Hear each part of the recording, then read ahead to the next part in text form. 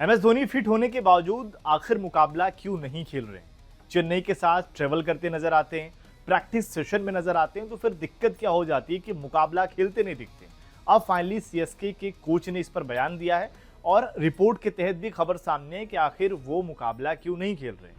क्योंकि हमने देखा है कि हमेशा शुरुआत के मुकाबलों में तो धोनी टीम के साथ ट्रेवल नहीं कर रहे थे, लेकिन पिछले 3-4 मुकाबलों से वो टीम के साथ ट्रेवल भी कर रहे हैं और यहां तक कि प्रैक्टिस सेशन में अगर आप देखेंगे तो वहां खिलाड़ियों को समझाते दिख जाते हैं और अलग अलग तरीके से अगर आप देखेंगे हंसी मजाक करते हुए एमएस धोनी का वीडियो सामने आ जाता है। अब ऐसे में सवाल सबके जहन में था कि जब ये सभी चीजें अगर आप देखें एमएस धोनी कर ले रहे हैं तो फिर मुकाबला खेल क्यों नहीं रहे? कि जब वहां प्रैक्टिस करने में दिक्कत नहीं है तो मैच खेलने में क्या दिक्कत है? अब इस पर जो सीएसके के कोच माइकल हसी का बयान है वो आपको मैं बताता हूँ। माइक हसी ने कहा कि मुझे पूरा यकीन है कि वह विकेट के पीछे होंगे। उनके लिए सबसे बड़ी बात है कि उनकी पिंडली की चोट, रनिंग और खासकर पारी के आखिरी ओवरों में अगर उन्हें बल्लेबाजी करनी पड़ी तो 1-1 और 2-2 रन दौड़ने पड़ सकते हैं। उन्हें बस यह सुनिश्चित करना है कि उनकी पिंडली इतनी मजबूत हो कि वह इसे झेल सकें।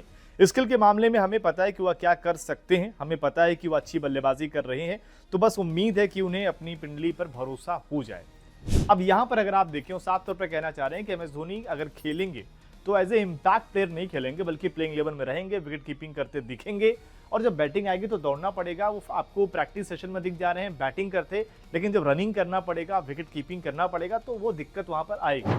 इसके अलावा जो और यहाँ पर रिपोर्ट सामने आ रही है उसकी माने तो ये कहा जा रहा है कि एमएस धोनी नहीं चाहती कि जो विनिंग कॉम्बिनेशन है उसके साथ कुछ छेड़छाड़ी हो, इसी लिहाज से वो सभी मुकाबले लगभग अभी तक बाहर हैं और उम्मीद यही की जा रही है कि जो अगला मुकाबला चेन्नई का गुजरात के साथ है उसमें भी धोनी खेलते नहीं दिखाई देंगे।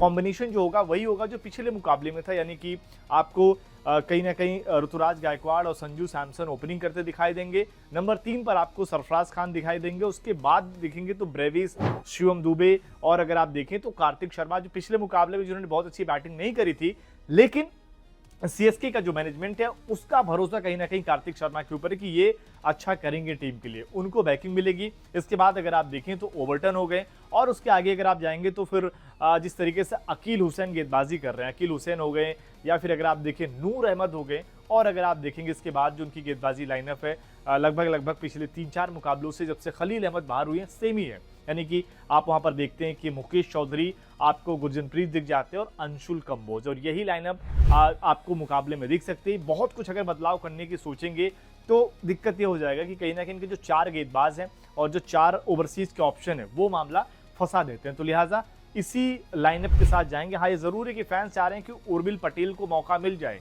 लेकिन अभी भी मुश्किल है कि उर्मिल पटेल को यहां पर मौका मिले। आपको क्या लगता है कि कार्तिक शर्मा को खिलाना चाहिए या उर्मिल पटेल को खिलाना चाहिए? कमेंट करके अपनी राय जरूर दें।